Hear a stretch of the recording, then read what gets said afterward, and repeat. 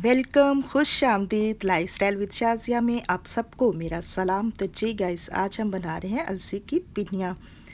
देखिए, इस रेसिपी में सबसे पहले हमने हाफ़ केजी जो है अलसी ले ली है। अलसी को जब आपने लेना है तो इसको अच्छे से साफ़ कर लेना है।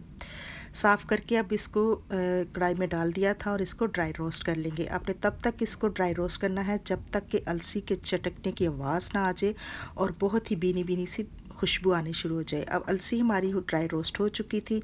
अब हाफ़ केजी ही भुने हुए चने लिए हैं, उनको भी ड्राई रोस्ट कर लेंगे अच्छे से।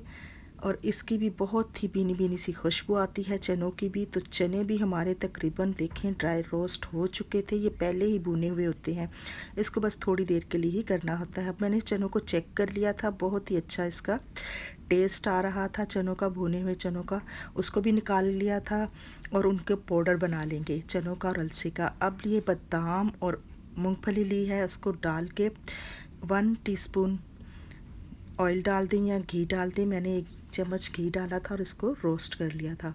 उनको निकाल लेंगे। अब 4 मगज़ लिए हैं, 5 टेबलस्पून जो है मैंने 4 मगज़ का लिया था, उसको भी डाल के अच्छे से फ्राई करके इसको निकाल लेंगे। अब इसी कढ़ाई में जो है 1 गिलास पानी डाल देंगे और अब इसमें गुड़ डाल देंगे।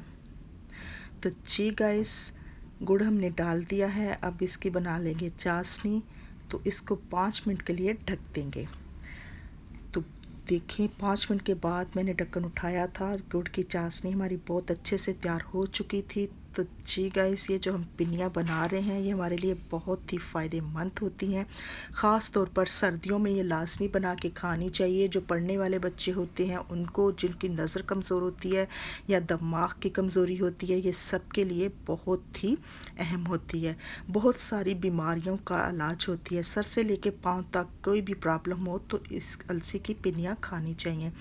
और अब जो है अलसी का पाउडर बना लिया था, उसको डाल देंगे इसमें और इसको अच्छे से इसमें मिक्स कर देंगे। अलसी में सबसे ज़्यादा जो है पहला बड़ा फ़ायदा इसका ये होता है कि इसके ओमेगा 3 फैटी एसिड होता है, जो हमारे हार्ट के लिए और दिमाग के लिए बहुत ही अहम होता है। ओमेगा 3 फैटी एसिड जो है स्किन के लिए और बालों के लिए भी बहुत ही अच्छा होता है। अब इसमें चनों का भी पाउडर बना के डाल दिया था, उसको भी अच्छे से मिक्स कर देंगे। और मैंने जो बादाम और मूंगफली और काजू वगैरह भी मैंने इसमें डाल के इसका पाउडर बना दिया था और अब इसमें डाल दिया है। और इसमें खोपरा भी मिक्स कर दिया था, उसको भी हमने खोपरे का भी पाउडर बना लिया था और इसमें डाल दिया था। अब जो मैंने 4 मगज़ लिए थे वो भी इसमें डाल के इसको अच्छे से मिक्स कर देंगे। और इसको मिक्स करके अब अच्छे से मिक्स करना है ताकि सारे जो हमने मग्स डाले हैं 4 मगज़ वो मिक्स हो जाएं। और दूसरा फ़ायदा ये होता है कि इसमें काफ़ी मिक़दार में फ़ाइबर पाया जाता है, जो कि शुगर के लिए और कोलेस्ट्रॉल के लिए बहुत ही अहम होता है। शुगर को कंट्रोल में रखता है और कोलेस्ट्रॉल को भी कम करता है।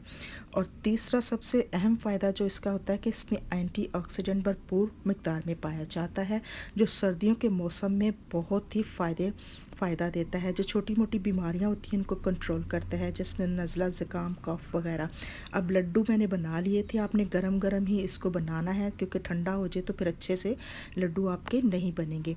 इसी तरीके से सारे लड्डू बना के एक ट्रे में मैंने रख लिए थे। तो देखेंगे इस कितने अच्छे हमारे लड्डू तैयार हो चुके हैं। आप सब बनाएं, ये सर्दियों में बहुत ही अच्छे होते हैं। सुबह आप सबसे पहले उठ के एक लड्डू अगर खा लेते हैं तो आपको कभी भी जोड़ों का दर्द, कमर का दर्द, किसी किस्म की भी प्रॉब्लम हो, जैसे सर से लेके पाँव तक कोई मसला हो, तो उसको हल कर देते हैं। ये अलसी हमारे लिए बहुत ही अहम होती है।